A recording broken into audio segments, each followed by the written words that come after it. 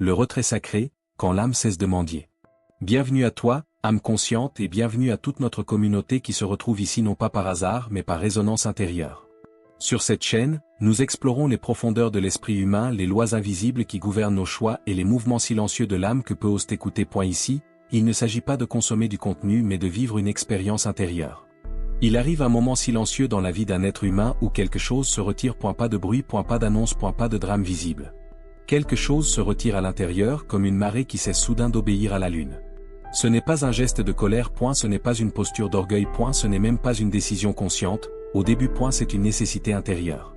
Avant d'aller plus loin, si ce genre de réflexion résonne déjà en toi, je t'invite à t'abonner à la chaîne et à activer la cloche de notification afin de ne manquer aucune de ces explorations intérieures qui ne se regardent pas à la légère, mais se vivent dans le silence et l'attention. Car ce dont nous allons parler aujourd'hui ne concerne pas seulement les relations, ni le détachement, ni le fait de s'éloigner du monde. Cela concerne ce moment précis où l'âme cesse de mendier à l'extérieur ce qu'elle réclame depuis longtemps à l'intérieur. Et prends un instant pour te demander, en toute honnêteté, si une part de toi s'est déjà retirée sans que tu comprennes pourquoi, et si ce n'était pas une perte mais le début d'un retour vers quelque chose de plus vrai. Reste avec moi jusqu'au bout. Et il se pourrait que certaines phrases ne cherchent pas à être comprises mais reconnues. Tu continues de vivre, de parler, de marcher parmi les autres, mais quelque chose a changé dans la manière dont ton énergie se donne. Tu ne réponds plus immédiatement. Tu n'expliques plus ton absence. Tu ne te justifies plus d'avoir besoin de silence. Tu ne forces plus ta présence dans des espaces où ton âme se contracte, où ton souffle devient court, où ton regard perd sa profondeur. Et alors, le monde commence à réagir autrement. Carl Jung nommait ce mouvement le retour de l'énergie psychique vers le soi. Une réorientation invisible, mais décisive. Là où ton attention va, ton énergie coule. Carl Jung. Pendant longtemps, ton attention était tournée vers l'extérieur, vers les attentes, vers les demandes, vers les regards qui te définissaient. Tu étais disponible, disponible pour être compris, disponible pour être validé, disponible pour être aimé. Non pas parce que tu étais faible mais parce que tu confondais présence et valeur. Tu croyais, peut-être sans t'en rendre compte, que ta valeur augmentait à mesure que tu te rendais accessible, que ta lumière devait être allumée en permanence pour ne pas être oublié, que ton rôle était de répondre, d'apaiser, de soutenir, d'expliquer. Mais chaque fois que tu offrais ta présence à des lieux qui ne pouvaient pas la contenir, chaque fois que tu déposais ton énergie là où elle n'était ni reconnue ni reçue, une part de toi se fragmentait. Elle ne disparaissait pas, elle glissait dans l'ombre. Jung enseignait que l'âme ne se fatigue pas tant de souffrir que de se trahir. Et la souffrance peut être intégrée. Et la trahison intérieure, elle, crée une fissure lente et profonde. Tu continues de sourire mais quelque chose se retire derrière le sourire. Tu continues de parler mais ta voix ne porte plus la même densité. C'est ainsi que naît l'épuisement psychique. Non pas par excès d'effort mais par abandon répété de ce qui est essentiel en toi. Imagine un puits ancien au cœur d'un désert. Un puits creusé il y a des siècles, nourri par une source profonde. Les voyageurs y viennent pour survivre. Tant que le puits est toujours ouvert, toujours accessible, on s'y arrête sans gratitude. On y puise sans lenteur. On repart sans même regarder l'eau. Mais le jour où le puits se referme, le désert devient soudain conscient de ce qu'il a perdu. Le silence autour du puits devient sacré. Chaque goutte reprend sa valeur. L'eau cesse d'être banale. Ton énergie fonctionne de la même manière. Lorsque tu es constamment disponible, elle devient invisible. Lorsqu'elle se retire, elle devient perceptible. Lorsque tu cesses d'être constamment accessible, tu ne punis personne. Tu ne manipules personne. Tu ne joues pas un rôle. Tu restaures un ordre psychique. Jung voyait l'être humain comme un système vivant d'énergie. Lorsque l'énergie est dissipée à l'extérieur, le centre s'affaiblit. Lorsque l'énergie revient au centre, le soi commence à se structurer. Ton retrait n'est pas une fuite. C'est un rééquilibrage. Certaines personnes ne remarqueront rien. Parce qu'elles ne percevaient déjà pas ta profondeur. D'autres réagiront vivement. Parce que ton absence réveille un vide qu'elles ne savaient pas porter. Mais ce mouvement ne te concerne plus entièrement. Et elle t'invite à regarder ailleurs. À l'intérieur. Car une question s'élève alors, lente, insistante, troublante, non pas pour juger mais pour éclairer. Index revers pointant vers la droite blanc. À qui as-tu donné accès à ton énergie sans jamais leur demander s'ils savaient l'honorer? Et surtout, qu'est-ce que ton âme attendait, en silence, depuis tout ce temps? Le retrait sacré, quand l'âme cesse de mendier. Bienvenue à toi, âme consciente, et bienvenue à toute notre communauté qui se retrouve ici non pas par hasard mais par résonance intérieure. Sur cette chaîne, nous explorons les profondeurs de l'esprit humain, les lois invisibles qui gouvernent nos choix et les mouvements silencieux de l'âme que peu osent écouter. Ici, il ne s'agit pas de consommer du contenu mais de vivre une expérience intérieure. Il arrive un moment silencieux dans la vie d'un être humain où quelque chose se retire. Pas de bruit, pas d'annonce, pas de drame visible. Quelque chose se retire à l'intérieur comme une marée qui cesse soudain d'obéir à la lune. Ce n'est pas un geste de colère, ce n'est pas une posture d'orgueil, ce n'est même pas une décision consciente, au début, c'est une nécessité intérieure. Avant d'aller plus loin, si ce genre de réflexion résonne déjà en toi, je t'invite à t'abonner à la chaîne et à activer la cloche de notification afin de ne manquer aucune de ces explorations intérieures qui ne se regardent pas à la légère, mais se vivent dans le silence et l'attention. Car ce dont nous allons parler aujourd'hui ne concerne pas seulement les relations, ni le détachement, ni le fait de s'éloigner du monde. Cela concerne ce moment précis où l'âme cesse de mendier à l'extérieur ce qu'elle réclame depuis longtemps à l'intérieur. Et prends un instant pour te demander, en toute honnêteté, si une part de toi s'est déjà retirée sans que tu comprennes pourquoi, et si ce n'était pas une perte mais le début d'un retour vers quelque chose de plus vrai. Reste avec moi jusqu'au bout, et il se pourrait que certaines phrases ne cherchent pas à être comprises mais reconnues. Tu continues de vivre, de parler, de marcher parmi les autres, mais quelque chose a changé dans la manière dont ton énergie se donne, tu ne réponds plus immédiatement, tu n'expliques plus ton absence, tu ne te justifies plus d'avoir besoin de silence, tu ne forces plus ta présence dans des espaces où ton âme se contracte, où ton souffle devient court, où ton regard perd sa profondeur. Et alors, le monde commence à réagir autrement. Carl Jung nommait ce mouvement le retour de l'énergie psychique vers le soi, une réorientation invisible, mais décisive. Là où ton attention va, ton énergie coule. Carl Jung, pendant longtemps, ton attention était tournée vers l'extérieur. Vers les attentes, vers les demandes, vers les regards qui te définissaient. Tu étais disponible pour être compris, disponible pour être validé, disponible pour être aimé. Non pas parce que tu étais faible, mais parce que tu confondais présence et valeur. Tu croyais, peut-être sans t'en rendre compte, que ta valeur augmentait à mesure que tu te rendais accessible, que ta lumière devait être allumée en permanence pour ne pas être oublié, que ton rôle était de répondre, d'apaiser, de soutenir, d'expliquer. Mais chaque fois que tu offrais ta présence à des lieux qui ne pouvaient pas la contenir, chaque fois que tu déposais ton énergie là où elle n'était ni reconnue ni reçue, une part de toi se fragmentait. Elle ne disparaissait pas, elle glissait dans l'ombre. Jung enseignait que l'âme ne se fatigue pas tant de souffrir que de se trahir, et la souffrance peut être intégrée, et la trahison intérieure, elle, crée une fissure lente et profonde. Tu continues de sourire mais quelque chose se retire derrière le sourire, tu continues de parler mais ta voix ne porte plus la même densité. C'est ainsi que naît l'épuisement psychique. Non pas par excès d'effort mais par abandon répété de ce qui est essentiel en toi. Imagine un puits ancien au cœur d'un désert, un puits creusé il y a des siècles, nourri par une source profonde, les voyageurs y viennent pour survivre. Tant que le puits est toujours ouvert, toujours accessible, on s'y arrête sans gratitude, on y puise sans lenteur, on repart sans même regarder l'eau. Mais le jour où le puits se referme, le désert devient soudain conscient de ce qu'il a perdu. Le silence autour du puits devient sacré, chaque goutte reprend sa valeur, l'eau cesse d'être banale. Ton énergie fonctionne de la même manière. Lorsque tu es constamment disponible, elle devient invisible, lorsqu'elle se retire, elle devient perceptible. Lorsque tu cesses d'être constamment accessible, tu ne punis personne, tu ne manipules personne, tu ne joues pas un rôle. Tu restaures un ordre psychique. Jung voyait l'être humain comme un système vivant d'énergie, lorsque l'énergie est dissipée à l'extérieur, le centre s'affaiblit, lorsque l'énergie revient au centre, le soi commence à se structurer. Ton retrait n'est pas une fuite, c'est un rééquilibrage. Certaines personnes ne remarqueront rien, parce qu'elles ne percevaient déjà pas ta profondeur. D'autres réagiront vivement, parce que ton absence réveille un vide qu'elles ne savaient pas porter. Mais ce mouvement ne te concerne plus entièrement, et elle t'invite à regarder ailleurs. À l'intérieur. Car une question s'élève alors, lente, insistante, troublante, non pas pour juger mais pour éclairer. Index revers pointant vers la droite, blanc, à qui as-tu donné accès à ton énergie sans jamais leur demander s'ils savaient l'honorer? Et surtout, qu'est-ce que ton âme attendait, en silence, depuis tout ce temps? L'ombre révélée, ce que ton absence déclenche chez les autres. Ton retrait agit comme un miroir brutal, pas un miroir poli, rassurant, un miroir sans cadre, posé face à l'inconscient. Quand tu étais toujours là, quand tu répondais, quand tu soutenais, quand tu expliquais, les autres n'avaient jamais à se confronter à eux-mêmes. Ta présence absorbait leur tension, ton attention contenait leurs contradictions, ton énergie stabilisait ce qu'ils ne savaient pas tenir seuls. Mais lorsque tu t'effaces, quelque chose remonte. Les projections. Carl Jung observait que l'être humain projette sur l'extérieur ce qu'il refuse de reconnaître en lui-même, tant qu'un autre accepte de porter ses projections, le système fonctionne, mais lorsque ce support disparaît, la mécanique se dérègle. Tout ce qui nous irrite chez les autres peut nous conduire à une meilleure compréhension de nous-mêmes. Carl Jung. Ton silence devient alors insupportable pour certains, non pas parce qu'il est violent mais parce qu'il est révélateur. Certains deviennent agressifs, leur ton change, leur regard durcit, ils t'accusent de froideur, d'égoïsme, d'indifférence. Cette agressivité n'est pas dirigée vers toi, elle est dirigée vers ce que ton retrait leur fait ressentir, l'impuissance. D'autres deviennent culpabilisants, ils rappellent tout ce qu'ils ont fait pour toi, ils évoquent le passé, ils insinuent que tu dois quelque chose. La culpabilité est une tentative désespérée de rétablir un contrôle perdu. D'autres encore deviennent soudainement charmants, plus attentifs, plus doux, plus présents qu'ils ne l'ont jamais été. Non par éveil soudain de l'amour, mais par peur de perdre l'accès. Pourquoi ces réactions si différentes? Parce que ton absence agit comme un projecteur dirigé vers l'ombre. Pour Jung, l'ombre n'est pas le mal, elle n'est ni honteuse ni condamnable, elle est simplement ce que le moi conscient refuse de reconnaître. Des désirs inavoués, des dépendances déguisées, des besoins non assumés, des peurs profondément enfouies. Ton retrait empêche l'autre de continuer à s'ignorer. Ton silence force l'autre à rencontrer ses propres peurs. La peur de ne plus contrôler ou la peur de ne plus être désiré ou la peur de ne plus exister sans ton regard. Car tant que tu étais là, ils se voyaient à travers toi, ils existaient dans ton attention.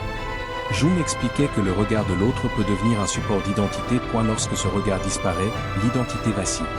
C'est là que naît l'hostilité. Non parce que tu as fait quelque chose de mal, mais parce que tu as cessé de porter ce qui ne t'appartenait pas. Il existe un ancien récit symbolique, souvent transmis dans différentes traditions, que Jung aimait utiliser pour illustrer ce mécanisme. Un disciple, fidèle et curieux, posait chaque jour des questions à son maître. Le maître répondait, enseignait, guidait. Un jour, le disciple cessa de poser des questions. Et il s'assit en silence. Les jours passèrent. Le maître commença à s'agiter. Il douta de sa propre sagesse. Et il chercha à provoquer le disciple. Et il interpréta ce silence comme un rejet. Mais ce n'était pas l'élève qui avait changé. C'était le miroir qui avait disparu. Sans les questions, le maître était confronté à lui-même. Ton retrait agit de la même manière.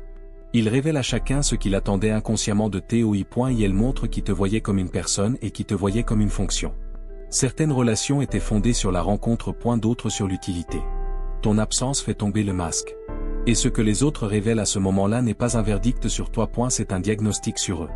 La psychologie jungienne est claire sur ce point, ce qui est projeté n'est jamais causé par l'objet de la projection.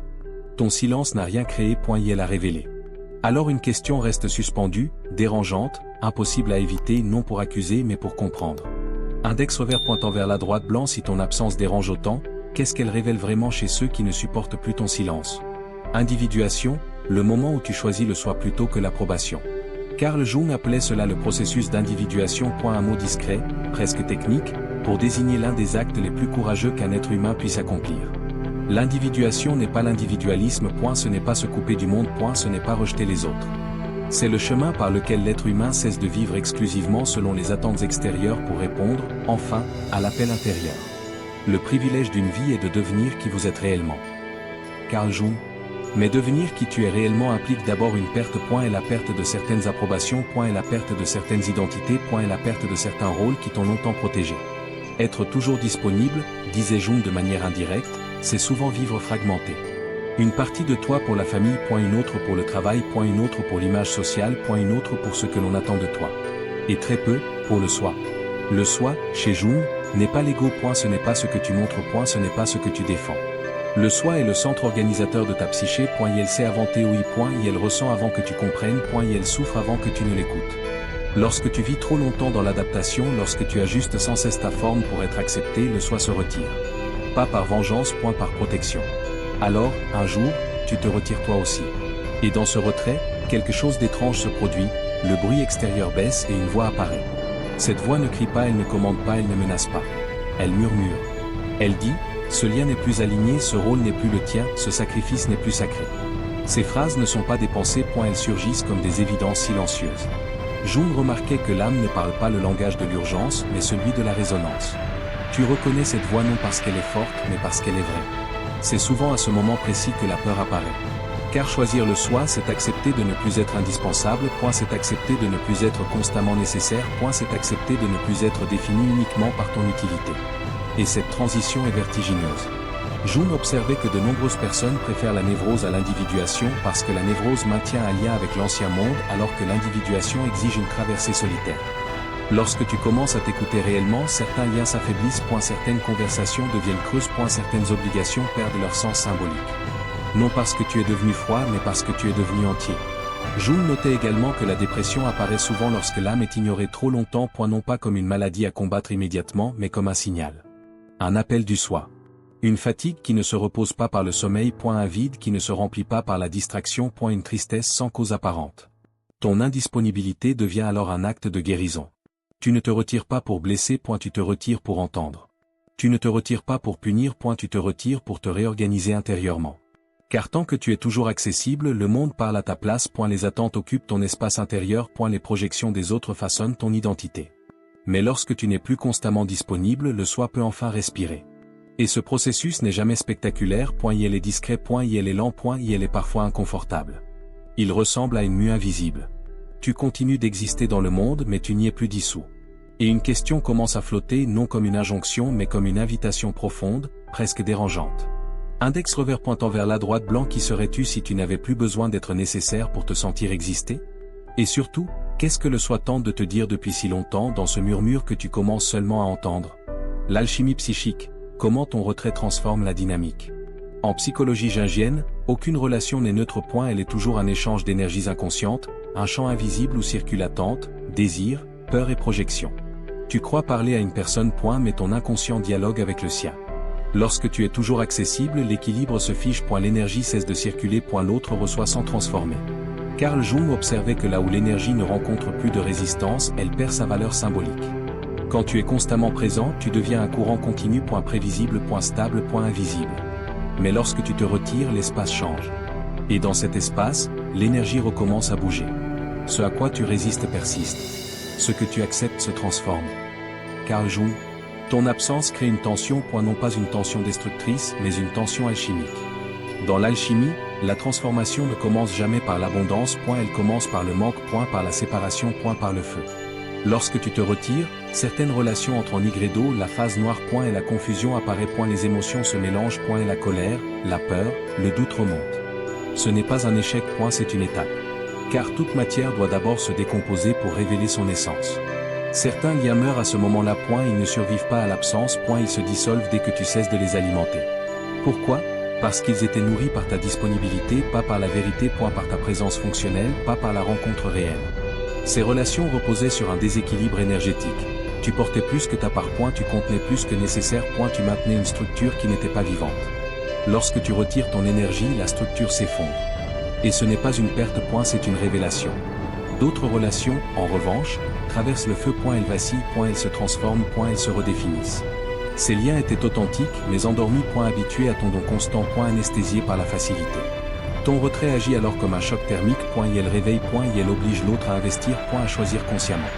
Jung comparait souvent les relations humaines à des processus alchimiques inconscients. Deux personnes se rencontrent et quelque chose cherche à naître entre elles. Mais si l'un donne tout et l'autre reçoit sans transmuter, l'œuvre reste inachevée.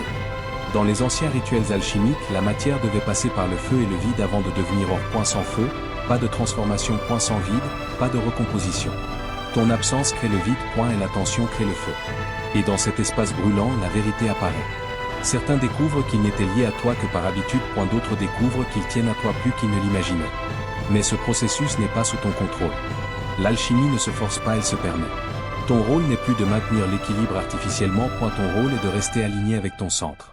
Lorsque tu retires ton énergie, tu offres à la relation une chance réelle de transformation. Soit elle meurt, soit elle renaît. Et ce qui renaît est toujours plus dense, plus conscient, plus vrai. Car une relation qui survit au retrait n'est plus fondée sur la dépendance, mais sur le choix. Et une question demeure, suspendue dans cet espace alchimique comme un test silencieux, non pour condamner mais pour révéler. Index revers pointant vers la droite. Blanc, quelle relation survivrait si tu cessais d'être celui qui tient tout à bout de bras? Et surtout, quelle vérité émergerait du feu si tu cessais de retenir la matière de s'effondrer? Le pouvoir silencieux, devenir rare sans devenir froid. Ne confonds jamais retrait et fermeture. C'est une confusion fréquente. Était une erreur coûteuse. Le retrait est un mouvement vivant. Et la fermeture est une défense morte. Carl Jung ne prônait pas l'isolement, il prônait la conscience. Il ne s'agissait jamais de fuir le monde mais de cesser de s'y dissoudre. Tu ne disparais pas pour manipuler. Tu ne te rends pas rare pour créer le manque. Tu te retires pour t'aligner. C'est une nuance essentielle. Beaucoup confondent distance et froideur. Mais la froideur coupe. Le retrait conscient, lui, clarifie. La solitude ne vient pas de ne pas avoir de gens autour de soi, mais de l'incapacité de communiquer les choses qui semblent importantes pour soi. Carl Jung. Cette phrase révèle un paradoxe fondamental. On peut être entouré et profondément seul ou retiré et pleinement relié. Lorsque tu es centré, quelque chose change dans ta présence. Tu n'as plus besoin de t'imposer. Tu n'as plus besoin de convaincre. Tu n'as plus besoin de te rendre visible à tout prix. Ta présence devient dense. Tu parles moins. Mais chaque mot porte un poids réel. Elle n'est plus une réaction. Elle est un choix. Tu donnes moins. Mais ce que tu offres n'est plus dispersé. Elle est entier. Aligné. Habité. Jung observait que l'énergie psychique concentrée crée naturellement une gravité. Elle attire sans effort. Elle influence sans bruit. Quand tu étais toujours disponible, ta présence était diluée. Elle circulait partout sans jamais s'enraciner. Maintenant, elle est localisée. Ancrée. Stable. Et paradoxalement, le monde commence à te chercher autrement. Non plus parce que tu réponds immédiatement. Non plus parce que tu es toujours là. Mais parce que quelque chose en toi résiste au chaos. Les autres sentent, souvent sans comprendre, que tu n'es plus en demande. Que tu n'es plus en quête. Que tu n'es plus en tension. Et cela change tout. Car ce qui est rare n'est pas ce qui est absent, c'est ce qui est plein. Jung savait que l'autorité la plus profonde n'est pas sociale, mais psychique. Elle naît lorsque l'être humain n'est plus gouverné par la peur de perdre. Peur de perdre l'amour. Peur de perdre sa place. Peur de perdre son rôle. Lorsque cette peur se dissout, quelque chose de stable apparaît. Tu n'as plus besoin d'être compris par tous. Tu n'as plus besoin d'être validé constamment. Tu n'as plus besoin d'expliquer ton silence. Et ce silence n'est pas vide. Il est habité. Il ne repousse pas. Il filtre. Il n'éloigne pas les relations vraies. Il dissout les relations fondées sur l'accès illimité. C'est ainsi que tu deviens rare sans devenir froid. La froideur est une armure. Et la rareté consciente est une présence juste. Tu es là quand cela a du sens. Tu te retires quand cela devient une fuite de toi-même. Et cette cohérence intérieure se ressent. Les regards changent. Les interactions ralentissent. Les mots inutiles tombent. Car face à quelqu'un qui est entier, l'inconscient des autres s'ajuste. Jung disait que l'individu intégré agit comme un facteur de transformation simplement par sa manière d'être. Sans prêcher. Sans corriger. Sans intervenir. Voici une conclusion retravaillée, fluide et naturelle, qui renforce l'impact émotionnel, tout en intégrant l'appel à l'action sans briser le ton méditatif et profond de la vidéo. Ta posture devient un langage. Et ce langage dit « Je ne me disperse plus, je ne me trahis plus, je ne m'abandonne plus pour être accepté. » Tu n'es pas devenu distant. Tu es devenu présent à toi-même. Et cette présence-là ne se partage pas à la demande. Elle se reconnaît. Si ces mots ont résonné en toi, prends un instant pour soutenir ce travail. Abonne-toi à la chaîne, laisse un like si cette vidéo t'a apporté quelque chose et partage en commentaire ce qui t'a le plus marqué, la phrase, l'idée ou le moment qui a touché quelque chose en toi. Car ces échanges nourrissent la communauté et permettent à ce type de contenu de continuer à exister. Alors qu'une dernière question se pose doucement, profondément comme un appel intérieur qui ne cherche pas de réponse immédiate. Index revers pointant vers la droite blanc. Et si ton silence était exactement ce que ton âme attendait pour reprendre sa place? La vidéo qui s'affiche à l'écran prolonge cette réflexion. Clique dessus et continue ce voyage intérieur là où il n'a pas encore trouvé ses mots.